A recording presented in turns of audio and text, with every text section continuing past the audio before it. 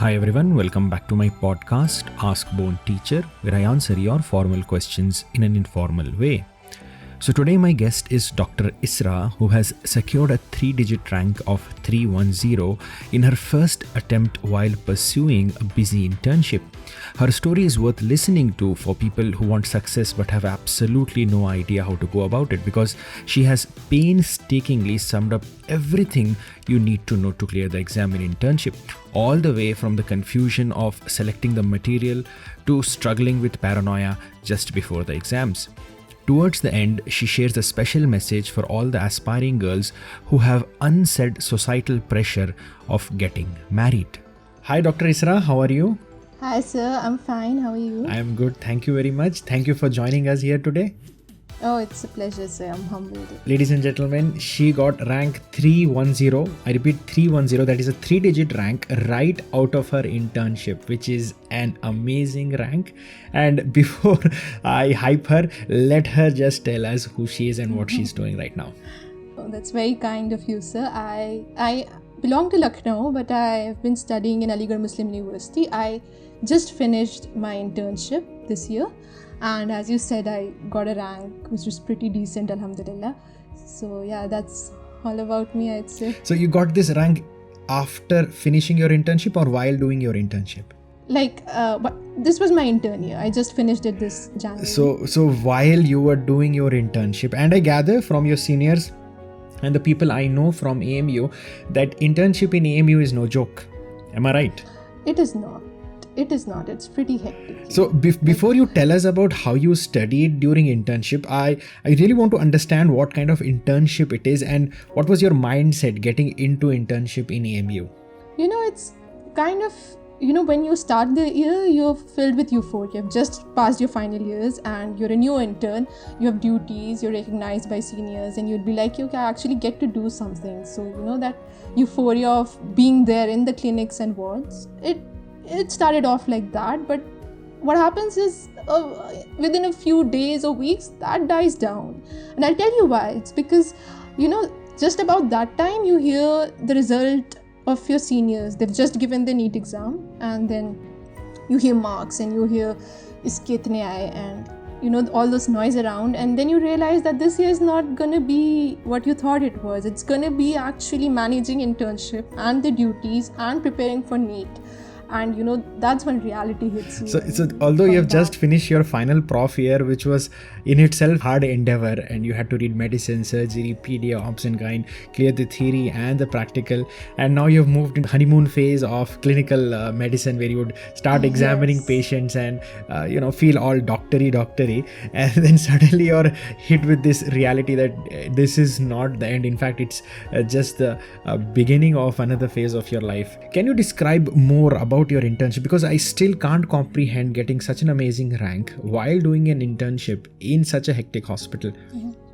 So actually, being honest here, internship is mostly scut work here. You think it's a lot of clinical exposure. It is, but the interns here are the bottom of the food chain. We're writing investigation slips, escorting the patients to places and stuff like that, the real thing.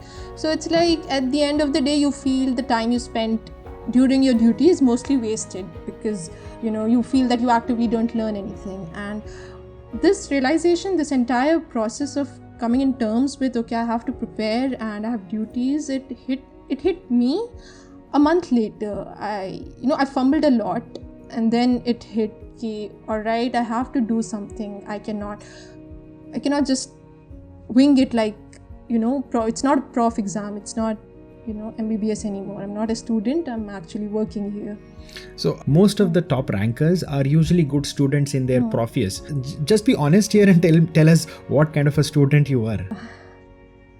Yeah, I was definitely not a topper. I scored average. Like first year and second year was the honeymoon phase where we just score just the passing percentage. I wouldn't delve more into that, but yeah, around mid-prof and final year I did study my subjects well. I did not attend any coaching actually, so I wasn't very much exposed to the competition, I'd say, but I did study my subject for the professional exams, and we had a good teaching standard, so I knew my concepts here and there for those 2 years, I'd say, but I was an average student. So the first 2 years of your MBBS, you were, without sounding harsh, below average. Can I use that word, below average? Yes, you can, definitely. I just passed through.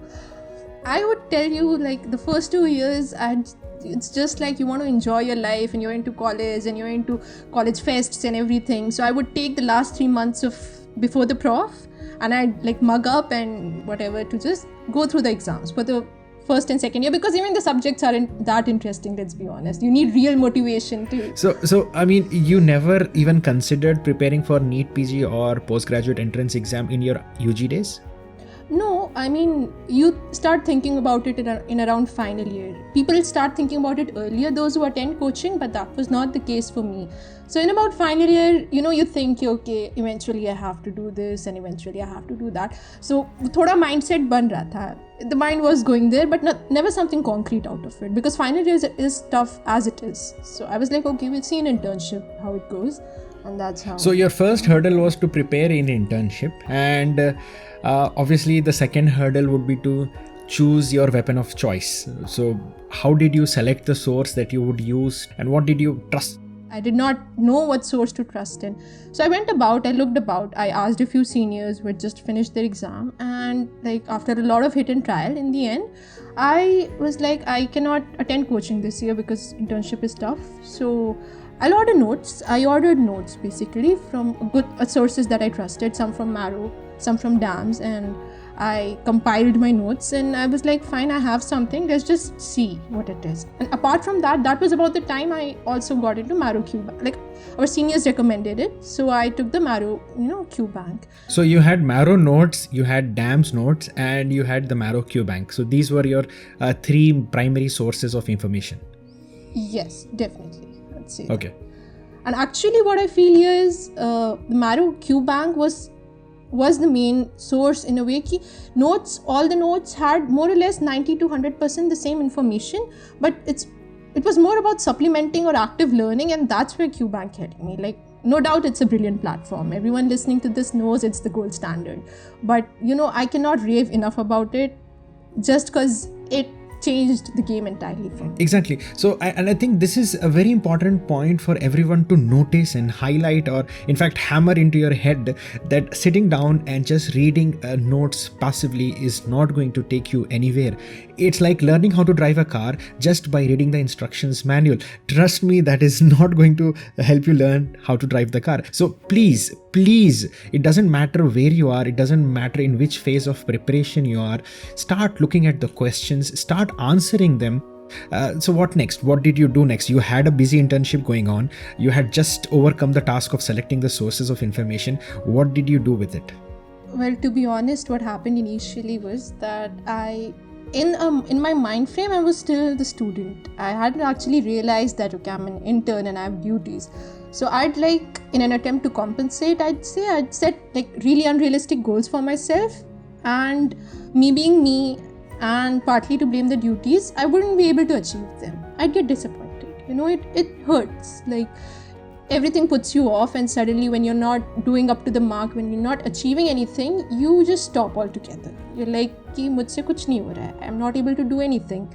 And then one day it turns into many days. It turns into weeks, trust me, because you're like, I can't do this. It's like, where's the time? There is no time. We have duties. So it's basically a lot of time blaming your circumstance and not getting anything done, basically. I'd start to blame duties. I'd start to blame my circumstances, because to be honest, this is not realistic. I was not being realistic. I wanted to do the impossible and I wasn't practically able to. I did not have the time. And you hear all kinds of voices, I had a senior who was like, day one se lagna hai. And I was like, shit, already a month's gone.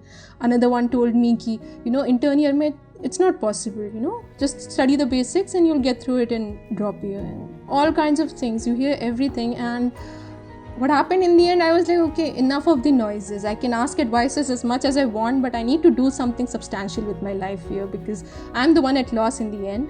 So I just, after a month or so of all this mess going on, I sat down and I was like, I cannot do this the entire 1 year. I'll lose everything. It's like half-hearted duties, half-hearted studies doesn't really take you anywhere. I really like So- that. Half-hearted duties and half-hearted studies. It's like you're not giving your full attention to internship, neither are you giving your full attention to preparation. I know it's a difficult place to be in, that kind of a limbo. So what made you change this? What made you decide what you have to do? Yes, sir. So I actually came across a strategy, sir, and you recently put it out in a video as well, and I'm so glad it's actually out there because I took my own time coming to this. It was a mess.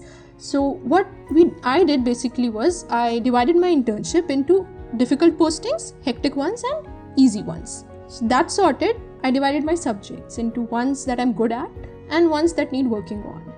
And then you mash it up. Hectic postings, you do the easy subjects that don't need a lot of attention. And easy postings, you delve into the difficult subjects. So now you have a picture. Okay, this is how my entire year is going to go by. So that everybody here are on the same page, can you tell me what according to you are hard postings and relatively easier postings, and what are hard subjects and easier subjects? Postings, as I would assume in most of the colleges, it's like surgery, medicine, gynecology, orthopedics. These are hard with all the trauma that comes in and everything. All the trauma, I'm sure you mean as in trauma as in patients, right? Not the mental trauma that most students crib about. Yes, bit of both, I'd say, but yes, the patients and the workload. Okay. And for me personally, the subjects were, because I just gotten done with final year, those subjects were still fresh and I still felt I have a grasp on them. The difficulty for me was the first and second year subjects, because as I said, I just skimmed through them during my MBBS days. So I was like, I need to give them time. So I merged them with my easy postings, and the easier subjects or the relatively subjects I knew better with the difficult postings. So you divided your internship into hard postings and relatively easy postings, and subjects hard and easy. And so hard subjects you would do in easier postings, and easy subjects you would do in hard postings. So the first thing you did was you put the plan on a piece of paper. Now, honestly, tell me, was it a huge relief or not? It definitely was. It was like, okay, it's not that tough. I mean, it's there on the paper. I have a way, the mental pressure was taken off. Okay, I can see a way. Exactly. So everyone listening to us now, I just want you to understand that our brain has a habit of magnifying problems. And if preparation for your entrance exam or any exam for that matter is a big problem in your life, understand that it is probably not as big as you think it is, because your brain is probably screwing you royally there. So what you need to do is put it on a piece of paper. And the moment you put it on a piece of paper, sense prevails. You will realize that it is not as hard or not as huge or big as you imagined, and it is possibly palatable to do it. And that is what Isra did over here. She took that hard road map to success and put it on a piece of paper, and the moment she put it on the piece of paper, everything seemed possible. And that is what you all should do. Yes, exactly. What I did then was I divided this plan. I was like, okay, this is an yearly plan, so I'll break it down into months. So I did that, and then I broke it down further into weeks, because the main key here is sustainability, as you said in your video. Like, I did not do a daily target for me personally, because owing to my duties, some days are hectic and some days are easy. I kept a weekly target so I could have a bit of free way to navigate about it. So in that way, I was being realistic. I could achieve my goal, and I did not have something very grand planned. I did not have unattainable goals. What I really like about your strategy over here is that, number one, you had sustainable targets which you can possibly achieve considering the predicament you were in, and she made realistic goals. So these are two important things that I really admire in her strategy, and I would want all of you to pay attention to this, because as we start, we are very enthusiastic, and this enthusiasm takes us a few days into the preparation, but then it dies down as quickly as it has appeared. So to sustain that enthusiasm, you have to basically come up with goals and targets that are practical and achievable. And every target that you conquer gives you the motivation to conquer the next target, because unless you conquer that one target, that first target, you will not have the motivation to move into the next step. So wonderfully done, Dr. Isra. I really admire this strategy, the whole division of hard postings and easy postings. readings and easy subjects and hard subjects, and the whole splitting of the sustainable progress in your preparation. So you have you've talked about your internship, you've talked about your strategy and plan. Now I want to go dig deeper into your study techniques and what did you do on a daily basis for your preparation, because setting up a plan and making a strategy is wonderful, putting it on a piece of paper is amazing, but then how do you actually go about living each day of your preparation? Can you talk a little bit about that? That is the real thing actually. At the end of the day, you have to wake up every day and you have to go there and study. So how to do that every day is the real question, because you're tired and you have postings and you have duties. So that's where consistency falls, and I would like to highlight on consistency here, because that's a mental monster you have to fight every day, and there is no shortcut. We have to give in the hours. It isn't cakewalk. So for me, I had trouble with consistency initially. Although I had a roadmap and a game plan, I would change it every week. That's what happens initially when you're not consistent. But at the end of the day, what happens is I found my weakness. We all have some weakness, My weakness personally was when I'd wake up in the morning and I had a lazy start and I'd procrastinate in the day. At the end of the day, because of the beginning, I would not get anything done. So I was like, okay, I need to tackle those few hours in the morning, So what you're basically trying to tell us here is that start your day right. And I think I've talked about this in my previous video. So how did you start your day? I'll tell you something that works wonders. That did work wonder for me.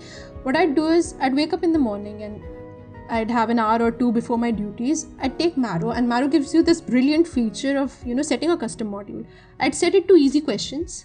I'd set it to the questions I've already done just to appease myself, and I'd do it while doing my morning chores, while having breakfast and getting ready for work. I'd just be on my phone doing this. And what it actually did was it gave me that boost, okay, I know something, itna aata hai mujhe, I can do this.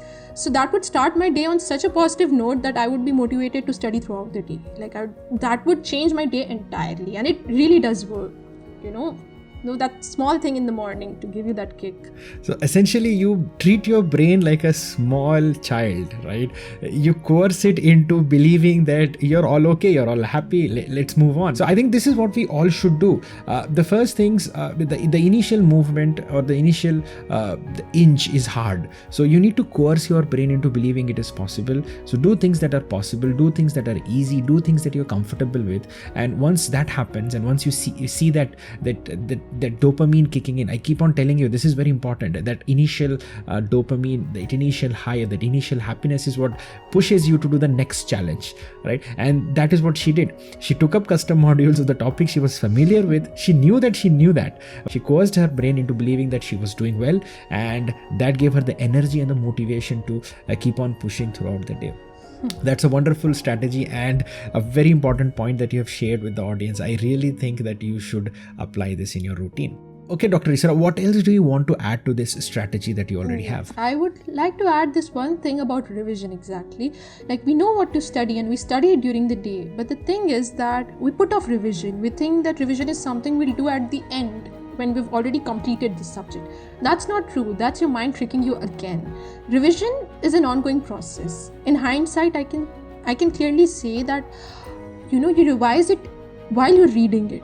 That way you retain it more. Personally, I would keep every 5th day for revising all that I'd read in the first 4 days. What happens is in the initial reading, and this is true for everyone, you feel ki mujhe kuch nahi aata, I'm not retaining anything. I'm forgetting everything. That's not true. That's again your mind tricking you. But just to give you that confidence that you know something, keep every 4th or 5th day compared to your postings again, the day you have kind of off, to just go back and revisit those pages that you read. So that way you have an ongoing revision, and at the end of the months you can do another revision starting from scratch, but it's not that difficult. Yeah. So again, to rephrase what we have covered in our previous podcasts also, is that revision doesn't necessarily have to happen after you complete your syllabus. It can start from day one of your preparation. And another important fact that I would want to highlight over here is that many students and people are put off by the whole concept of revision because they assume that it is going to take the same amount of time that it took them for the first reading, which is absolutely bollocks, because it doesn't happen. You see, when you're reviewing something, it will take a lot less time compared to your first reading. And that is what Dr. Isra is focusing on. it is not a huge challenge. Suppose you take 10 hours to read something, the review of that same subject will not be more than 1 to 2 hours, which is substantially less. So don't be put off by the idea of reviewing in the early days of your preparation. You're not eating up on your precious time of reading something new. In fact, you're protecting the knowledge that you have already acquired. Right, Dr. Isra? Yes, sir, exactly. Couldn't have put it better. Now, coming to how you did this, all of these things with the busy schedule that you had in your internship, how did you manage all of this with your duties? The duties, sir, actually, as interns, we always feel all the time spent away from books, be it even in the hospital, is wasted because you're not studying. And I realized this later on that is not actually true. I mean, even if you're not doing substantial work or you're not learning anything actively and you're just filling out investigation forms, the one advice I'd like our listeners to listen here is keep your eyes and ears open. You're giving in the time, kuch to karna hai, so just keep your eyes and ears open, look around you, look at what you're doing, the investigations, the references, the patient. And I realized the importance of this when I was giving my AIIMS exam actually. I didn't realize how much it nurtured my intuition, that gut, that thing. I actually found myself recalling back my internship days, did we do something here? Did we send the patient here? Was this necessary? In a lot of questions in the AIIMS, because as the recent trends suggest, it's becoming more clinically oriented. So that has, an impact on your preparation, and that time is not wasted. So use it there. And in between rounds, in between duties, when you have 2 tasks and you get some time off, keep your book there. It's not like you just leave it all aside. Keep your book or open Marrow, open custom modules, do something, revise something, because that time you have to utilize. You cannot just let it go waste. That's how I would go about my duties basically. And at the end of the day, when I'd come back home, I'd find some hours, manage. It was different every day. Some days I'd get 4 hours, some days I'd get 6 hours, some day none at all. As I said, in the whole week, I'd just manage with the target I'd set for myself. Now, coming to the revisions, Dr. Isra, how many revisions do you think are necessary, and how many revisions did you manage in your preparation? I think, sir, the number here varies. I wouldn't want anyone to fix on a set number. I asked a lot of my seniors how many revisions, and the number varied with everyone. A lot of juniors asked me, and what I realized it is custom to every individual. Some, manage it within 2-3 revisions, some need 4 or 5. It is not the number of revisions actually, but as I said earlier, the ongoing revision that yields better results. Personally, I was able to do 3, like 1 till AIIMS and then 2 after AIIMS till my NEET exam. So that was how I went about with it, and it worked out fine for me. Now, coming to grant tests, because this is something that is very controversial. A lot of students think that grant tests should be written after they have finished the whole syllabus. But if you know me, I believe that the ideal time or the best time to take grant tests is yesterday. Now, I want your opinion in this regard, Dr. Isra. What do you have to say about grant tests? I completely agree with you, sir. What we do is that we'll finish our course once, at least know all the subjects one, and then we'll give the grant test, because basically the ideology here is we want to achieve the top ranks. We get disappointed if we don't get the ranks, and we keep postponing it, we keep delaying it till the end. Don't do that. That's something that will only make you regret later on. I did that initially. I was so scared of getting lesser ranks. I was like, I'll finish this subject and then I will. And I started it late. People started later. Started in June about. But instantly, after the first GT I'd given, I'd gotten my rank, and believe me, I kid you not, I wasn't that well prepared, but it was not that bad. And I'll tell you why. Because everyone was giving their GTs in the same phase as you, whether it's a dropper, whether it's a fresh attempt, anyone, they're in the same phase, they have done, more or less the same amount of subjects. So your competition is with them. So your rank also comes, your rank doesn't matter there. What really helped me, after giving the first GT, and Marrow has that entire GT analytics, it helps you so much. It helped me so much. I was like, okay, I finally know what I'm good at and what I'm not good at. Abhi tak I only had my perspective to it. Now I actually have it tested. So that helped me change my roadmap, change my game plan, also gave me that kick, that motivation that I can do better, I'll get a better rank. So don't get demotivated by GTs. Don't, that phobia is in your head, is just in your head. Just go ahead and give it. Close your eyes one day and be like, I'll just give it. Let's just see what happens. And it works out most of the times. All right. So that's so wonderfully put. I mean, you not only take GTs to understand where you are, but it also helps you tweak your strategy, because preparation is essentially trying to learn as much as possible in as little time as possible. And if you don't know where you're going, you can get lost easily. So when you do these grand tests, you get a good idea of what your strong and weak subjects are, and based on that you tweak in the remaining number of hours into subjects that you're weak in. And that is what Dr. Isra did. She realized what her weak subjects were, and then she gave it more time compared to the subject she was already good at, instead of wasting more time there. So that is a wonderful strategy. Now what about the subjects, Dr. Isra? I mean, what kind of subjects did you focus on more? Because if you realize, Marrow QBank is already on a tougher side. Many students, they constantly tell me the questions are designed slightly harder, and most of the times those kind of questions are not seen in the exam. What do you have to say about this? Yes, so that's true actually. Marrow can be disappointing at times if you don't know how to go about it. And I'll tell you why. Because it's a tough platform, but it's necessary. Why? Because it, at the end of the day, it prepares you to deliver a 150%. Only when you're prepared for a 150 can you actually deliver a 90 to 100 in your exam. If you prepare for something easy, you're not prepared if something worse comes up. But vice versa, you have it easier. And for the subjects, I'd say, like sometimes, as you said, those questions are not asked in the exam. So how do we know how much to delve in each subject?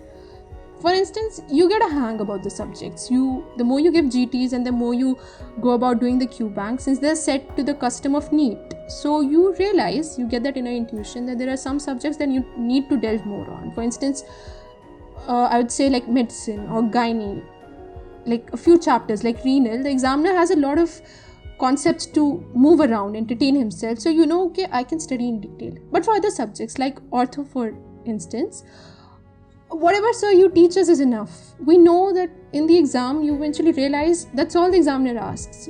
Sticking to the basics, sticking to the high yield stuff, it hardly ever goes beyond that. So we don't need to delve further into it. And as long as we realize that, we're good. I'd like to quote Robbins here, sir. It has a quote that says that swim far, not deep, which basically translates to don't get so lost in the details and everything that you stop seeing the bigger picture here. You need to go, you need to reach the end. Don't need to go deeper and deeper into the material that we are studying. Exactly. So pay attention to the topics which can be twisted a lot, and don't waste your time a lot on subjects that are asked straightforward. Now, what about giving GTs? See, early on in your preparation, when you give GTs, most of the students, they tell me they are not prepared and there are 300 questions. They would hardly be able to answer 25 or 30 or 40 questions, and they would be demotivated looking at the score. How can you figure that out and give me some solution regarding this? Yes, I'll give you that in hindsight. The one thing I realized while and after giving NEET was, and that too because of my practice with GTs, is like in 300 questions, 100 are really tough. Like hands down, they're tough questions. You're like, what the hell? I did not study any of this. But then there are 200 which are easy, and man, I tell you, they're really easy. Like the one-liners, the high yield stuff, the things you already know. So thing is, you have to train your mind not to get demotivated by the initial 100 questions. You have to know कि 100 मुश्किल है, 200 I have it in my hand. If I'm able to do that, they make the bulk of my score. 200 translates to 800 marks. My score was 888. So that means I had the easy questions in my hand and I fumbled around with the difficult questions, got a few done, got a few wrong, but that in the end, that didn't make up my score, and that you get an idea of doing the GTs, when it gives the analytics, it tells you the easy questions and the difficult questions. Don't get demotivated by the difficult questions. They're difficult for everyone, basically. This is something that I would want to highlight to all the newbies or noobs who are starting their preparation now, is because I get a lot of feedback and I get a lot of queries from students who ask me all these controversial questions, and they get so hooked up on it is that they waste a lot of time just trying to find the right answer.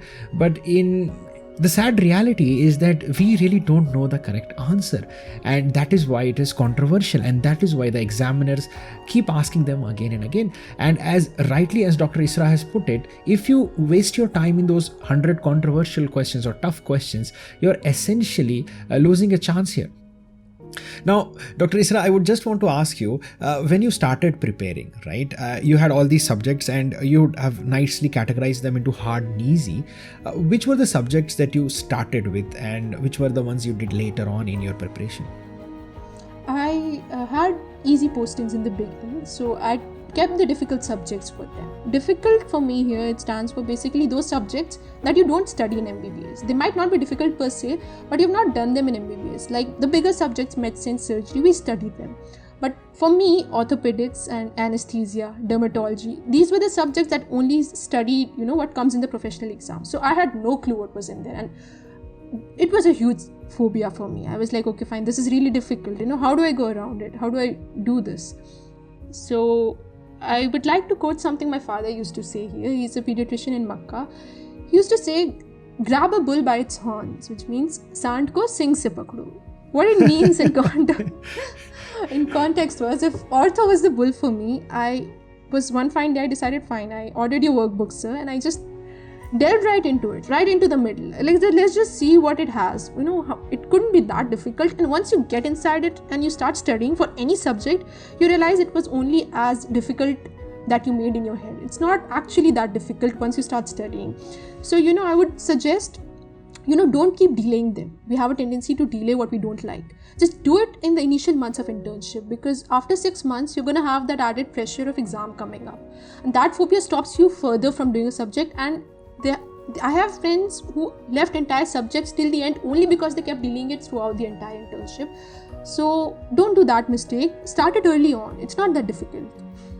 Now, while we're talking about towards the end, Dr. Isra, I want to understand what was your strategy towards the end. I mean, I know that you have been telling us that you have made the whole plan towards the end, but what happens is towards the end, I realize, and I've noticed in many students, is that despair sets in. They get mentally exhausted and they feel lost. And this feeling of is saal nahi hoga to next year la lunga means if I don't get it this year, I will get it next year, starts to creep in. And this is a very pathological feeling. So I personally feel that the last few months in your strategy is key to deciding your rank. Was it the case for you also as well? Definitely, sir. I would say that they can make or break your preparation. And why I say that is not because of the effort you put in your hard work. You've done the hard work. It's the mental pressure now. As soon as November starts coming, you've given aims, or before aims, mental stress, anxiety, paranoia. You wake up every day. I used to wake up every day being like, I cannot do it this year. I should just give up. Every day you'll have it, just give up. Nahi hoga, you can't do it this year. No matter how well you've prepared, no matter you've done everything, covered it, revised it, it doesn't matter. The last 2 months are going to be tough. And all these thoughts keep coming in your head that I scored less in GTs, I cannot remember anything. Freshers think droppers have more time, and droppers think, freshers have more knowledge. And, it goes through in everybody's heads. We're in a lot of mental shit at that point of time.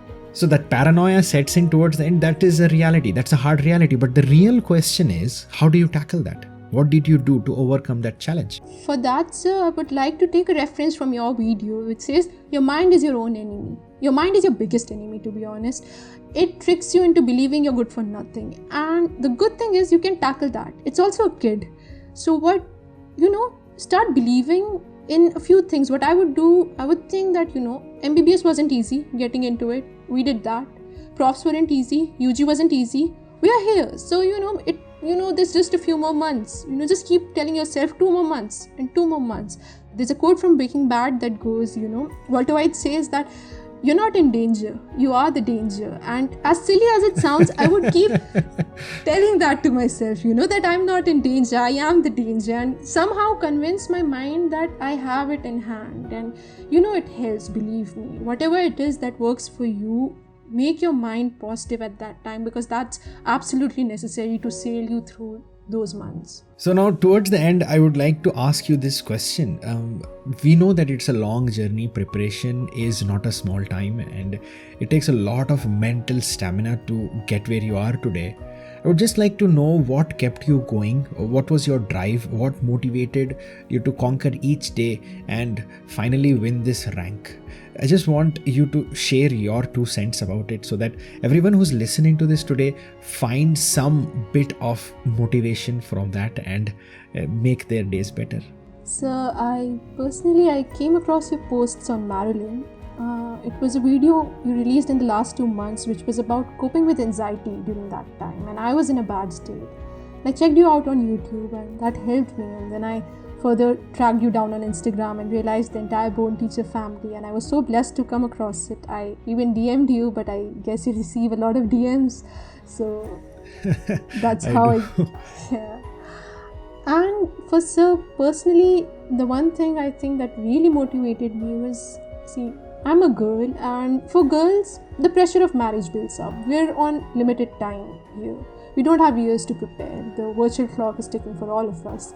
So this was kind of the best and the only chance I had, that would help me discover my true potential. And alhamdulillah, by the grace of God and the guidance of my parents and seniors, I was lucky enough to achieve it. And I would like to thank you personally for being the motivation that you are for the students out there. It really helps all of us a lot. On behalf of all the listeners here, they say amen when I say that. I really am blessed to have students like you and many more who do make it a point to tell me that I make an impact in their lives.